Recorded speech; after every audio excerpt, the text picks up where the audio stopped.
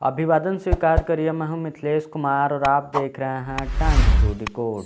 Video शुरू करने से पहले आपसे निवेदन है कि video like share channel subscribe करें और बेल आइकन भी ज़रूर दबाएं ताकि आने वाले वीडियो का नोटिफिकेशन आपको मिलती रहे। बांग्लादेश के प्रधानमंत्री शेख हसीना कई उम्मीदें लिए 4 दिवसीय दौरे पर भारत आई हैं। माना जा रहा है कि शेख हसीना तीस्ता संधि और सीमावर्ती इलाकों में सांप्रदायिक हिंसा जैसे विषयों को उठाना चाहेंगी। शेख हसीना अपनी भारत यात्रा के दौरान राष्ट्रपति द्रौपदी मुर्मू और उपराष्ट्रपति जगदीप धनखड़ और प्रधानमंत्री नरेंद्र मोदी से मिलेंगी।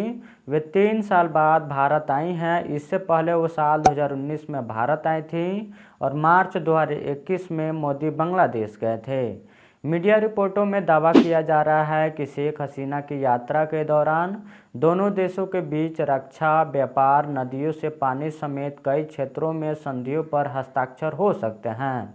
लेकिन जानकारों का कहना है कि हसीना कुछ संवेदनशील विषयों को भी उठाना चाहती हैं और भारत नेतृत्व से बात करना चाहती हैं।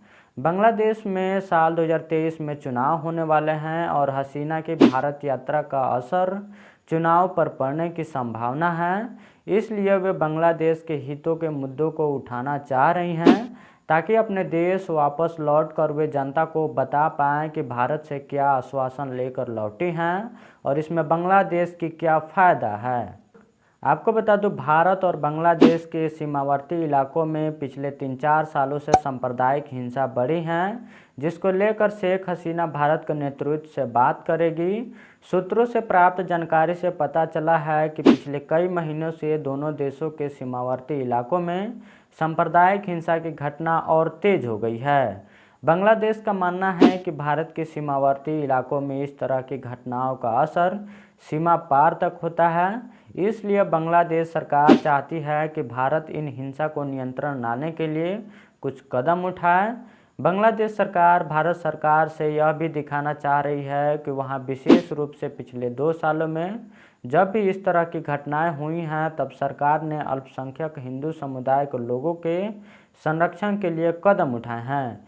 इस विषय पर भी हसीना सरकार के मंत्रिमंडल में भी चर्चा हुई थी और फैसला लिया गया था कि इसके बारे में भारत में चर्चा की जाएगी। दूसरा सबसे बड़ा मुद्दा म्यांमार से अपनी जान बचाकर भागकर आए रोहिंग्या शरणार्थियों का है, जो अभी बांग्लादेश में रह रहे हैं।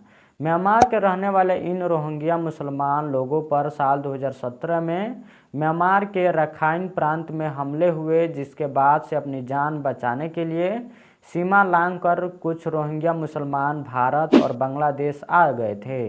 अभी रोहिंग्या मुसलमान को लेकर भारत सरकार चुप है।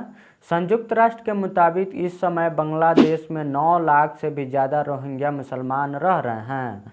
बांग्लादेश सरकार लंबे समय से म्यांमार सरकार से मांग कर रही है कि वे अब इन्हें वापस ले ले। बांग्लादेश चाह रहा है कि भारत इस बारे में म्यांमार सरकार से बात करे। भारत ने अभी तक इस पर अपनी प्रतिक्रिया नहीं दी है। भारत सरकार का रोहिंग्या के प्रति बहुत सख्त रवैया रहा है। रोहिंग्या मुसलमान को भारत सरकार अवैध विदेशियों का दर्जा देती है और उन्हें कैंप में रखने की सलाह भी देती है।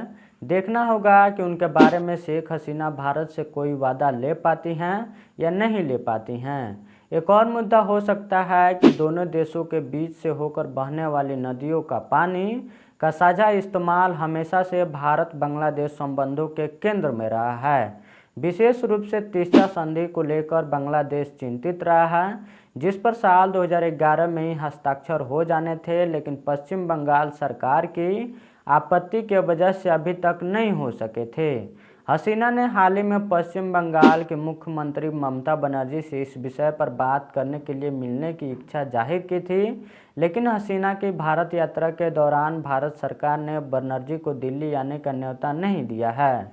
इस वजह से जानकारों में यह देखने की उत्सुकता है कि हसीना की भारत यात्रा के दौरान तीस्ता संधि आगे बढ़ेगी, हस्ताक्षर हो पाएगा या नहीं हो पाएगा।